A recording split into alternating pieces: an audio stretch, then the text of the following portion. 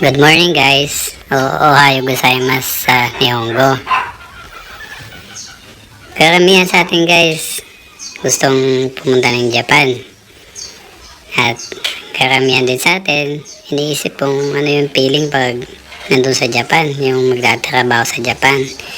So, ito guys, papakita ko sa inyo kung ano yung ginagawa ko. So, ayan guys, katapos ko lang kumain ng agahan at papasok na ako sa trabaho ko. Ngayon, papakita ko sa inyo yung araw-araw kong ginagawa na pagpasok sa kumpanya namin. So, ayan guys, sure lang natin na naka-lock yung pintuan ng apartment natin palagi pag umalis tayo. Kasi hindi natin alam yung mga katabi nating apartment. Yung ibang lahi din yan. So, hindi natin alam kung baka malikod yung kamay nila. So, yan guys. Yan yung apartment namin. Doon kami sa second floor. So, yan lagi kong ginagawa guys. Akala nyo, yun yung service ko, no? Yung kotse. Hindi guys. Dito sa Japan, bike lang tayo. So, mas convenient kasi yung bike kasi anytime pwede kang umalis. Huwag lang umulan. Tsaka yung bike kasi guys, hindi ka na mag-iisip ng walang gasolina o kung ano. At saka dito sa Japan, halos lahat nagbabike sila. So, talagang maganda yung bike. Lalo na pag yung bike mo yung mountain bike, yung mga ganun. So, ayan guys, papakita ko sa inyo yung daan na dinadaanan ko papuntang trabaho. So, ayan guys, kada araw ganyan yung ginagawa ko hanggang sa makapunta ko sa trabaho. Tapos yan, yung mga dinadaanan ko kasi guys, ang gaganda ng tanawin. Lalo na pag sunrise, talagang maganda, tahimik. Kung mapapansin nyo, hindi ko nilagyan ng background music or audio kasi gusto ko marinig ninyo yung tahimik na lugar, yung mga ibon, tapos yung mga palaka dyan sa gilid. So, ayan guys, yan, mga dinadaanan ko yan. Dyan ako lagi bumibili. Yung mga sangkap sa, pag magluluto ako. Tapos yan guys, yung tulay na yan, dinadaanan ko din yan. Medyo, yan guys, medyo, patirik. Kaya, medyo mahirapan din ako pag pedal. Kasi pakyat. So, sa ilalim ng tulay, yan. Yung mga apartment, bahay. Yung yan, magandang tanawin. Yan lagi yung dinadaanan. Maganda dito sa Japan guys kasi sila, organize yung lugar. Tsaka malinis. Tsaka alam nyo guys, dito sa Japan, pagka nagtatapon ng basura, hinugasan pa namin yan, yung mga lata, bago namin itapon. Hindi katulad dito sa Pinas. Diba sa Japan kasi guys, yung lata diba may papel yan, tinatanggal pa namin yan.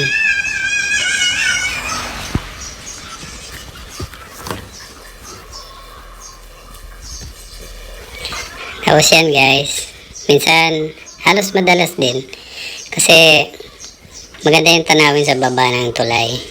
So, minsan uminto ako dyan, pinagmamasdan ko yung tulay kasi may tren dyan. Wala lang, nakaka-relax lang kasi bago ako pumasok, yan, pinagmamasdan ko yan. Yung mga tanawin.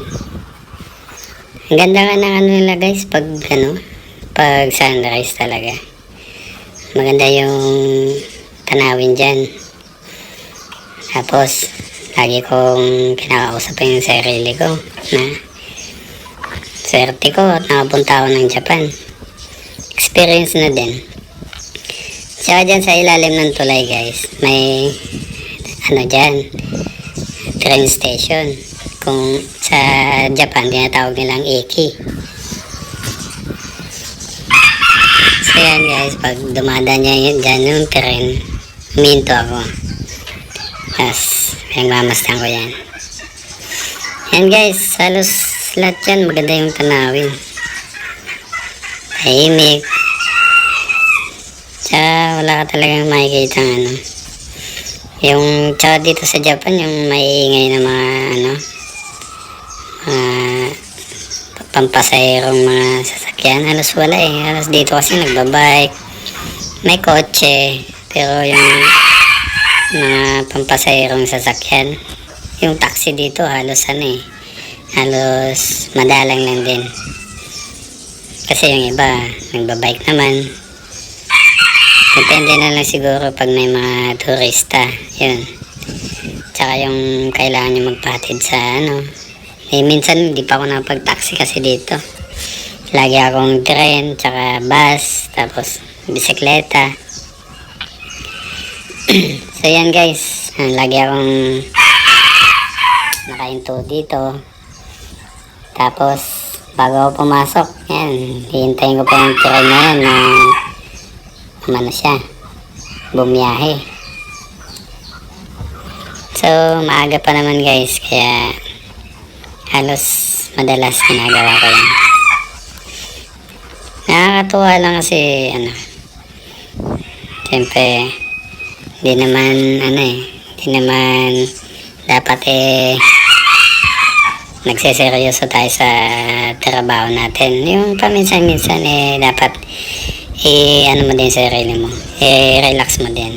Pero hindi ko sinasabi na pabayaan natin yung trabaho natin kasi mahalaga yan. So ayan na guys, dumana yung tren. Ayan, ganda yan guys.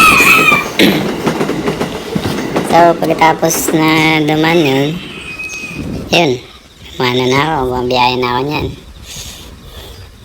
Tignan nyo guys, minsan din yan, ganyan din yan yung view na yan. Tsaka ang ganda ng langit sa yung Japan. Parang maganda yung sikat lagi ng ng araw. Kaya pala binansagan siyang land of the rising sun. Kasi yan naman guys, yung naman yan sa kabila. Sa kabila naman yan na na train station. So lagi din ako dyan. Ayan, nagmamas na ako yan pag-aalis.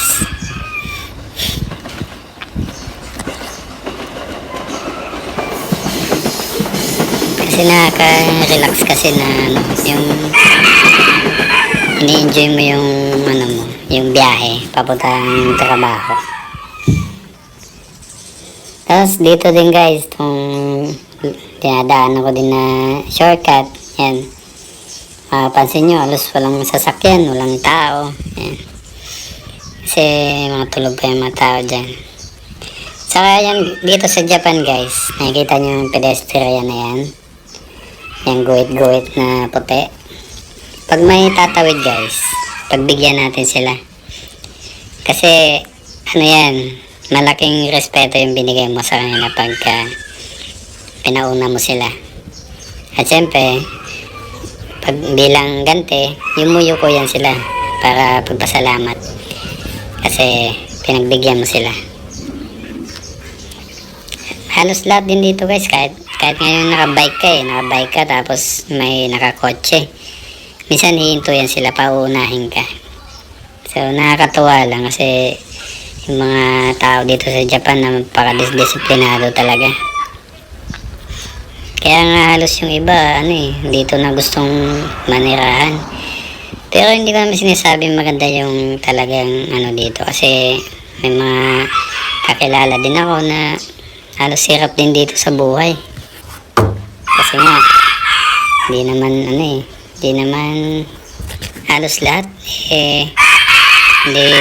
hindi porket nakapunta ka na ng ibang bansa o ng Japan masarap na yung buhay mo. Halos yung iba dito talagang din paeras lang din. may mga kakilala nga ako, ano eh, talagang hirap sila sa pera. Kasi medyo maano yung tax dito pagka ano ka, yung citizen ka na or ano ka na, yung permanent resident or permanent visa. Pero maganda yung mga ano nila, mga benefits sa government. So ayan. Ayan na naman guys, may tulay na naman. So ayan, download ako dyan. Yung mga ano dito, yung mga bahay, yung mga apartment, yung ano, yung depende sa ano, sa klase ng apartment na ano, may mura, may mahal naman. Pag sineswerte ka, makakita ka ng ano lang bahay na ano lang, 3 lapad. Bahay na siya, o di kaya apartment, 3 lapad o 4 na lapad. Okay na yung mga ganun. Pero pag mga 8, 7, nako, mabigat na sa bulsa yun. So, tsaga lang din. Tsaka yung dapat dito sa ano guys, kahit sa ibang bansa ka, kahit di sa Japan, eh ano ka, dapat pala kaibigan ka. Tsaka marunong ka makisama. Kasi, siyempre pag bago tayo, wala tayong alam talaga. Wala tayong alam sa lahat. So, yung halos mahihingan lang natin ng tulong, yung mga kakilala lang natin. Tulad sa amin. May mga kaibigan kami na may recommenda sa amin na ano, bahay o di kaya apartment na mura lang, libre tubig, gano'n. Yun. Basta ano ka lang, yung iwas ka lang sa mga gulo, gano'n. Kaibigan lang, bahala masama yung pakisama sa'yo, basta pakisama mo lang din. Sa ano guys, isa pa, wag natin dalhin yung ugali natin na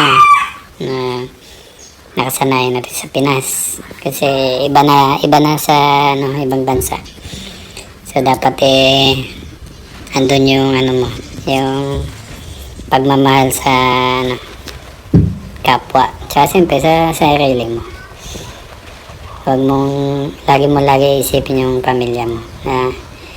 Siyempre pag nawala tayong trabaho, paano yung mga pangarap natin? Paano na sila, di ba? So yan guys, medyo malapit na ako dyan sa pinagtatrabahoan ko. Yan, yung mga shortcut na yan. Nalaman ko na lang yan nung katagalan. Dati hindi ko alam yung mga ganito.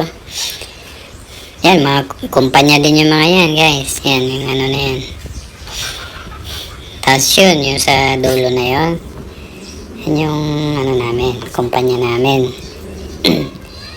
Yan yung Nippon Ham. So, dyan sa Nippon Ham guys, yan. Gumagawa kami ng ano yan, ham tsaka sausage.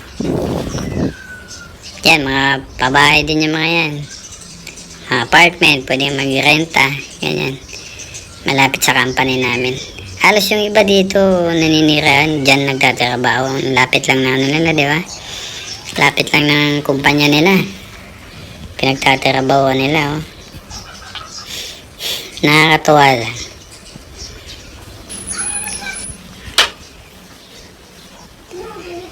So, yan na guys. Medyo malapit na tayo sa kumpanya namin. Yan, yung mga katrabaho kong na kotse.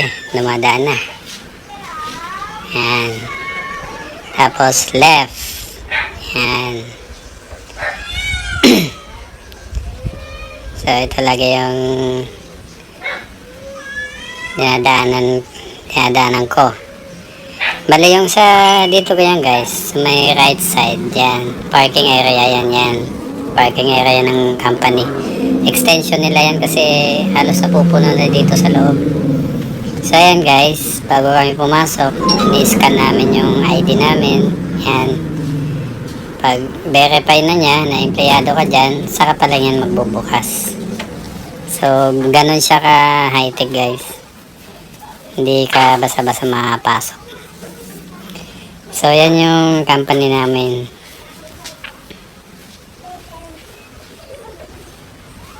So, yan guys. Ano yan? Yan yung parking area. Yan. Pag wala pang alas 11, napupuno na yan eh. Maya ngayon, medyo konti pa lang kasi konti pa lang yung pumasok. Mamaya yan, puno na yan. Yan yung company namin, oh. Nippon Ham.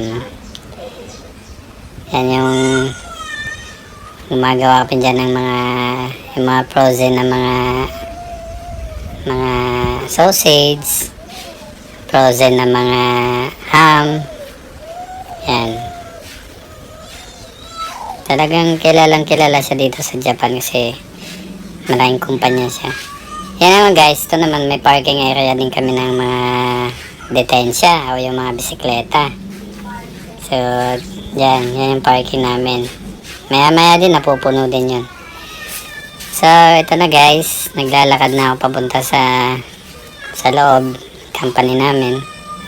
So, hindi ko siya doon sa pinaka-loob namin ma-videoan kasi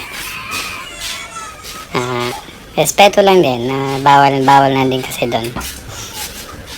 So, dyan na ako sa labas. Sa may left side ko pala dyan, yan yung kantin namin.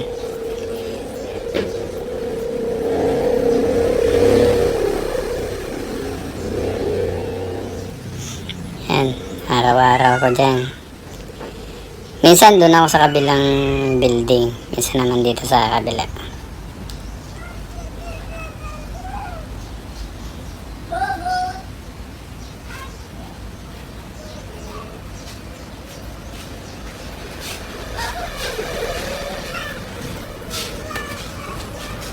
Yan guys, oh. Ayan, laki ng company na yan. Ito, ano naman to? Umaga, yan, katrabaho din yan. おはようございます。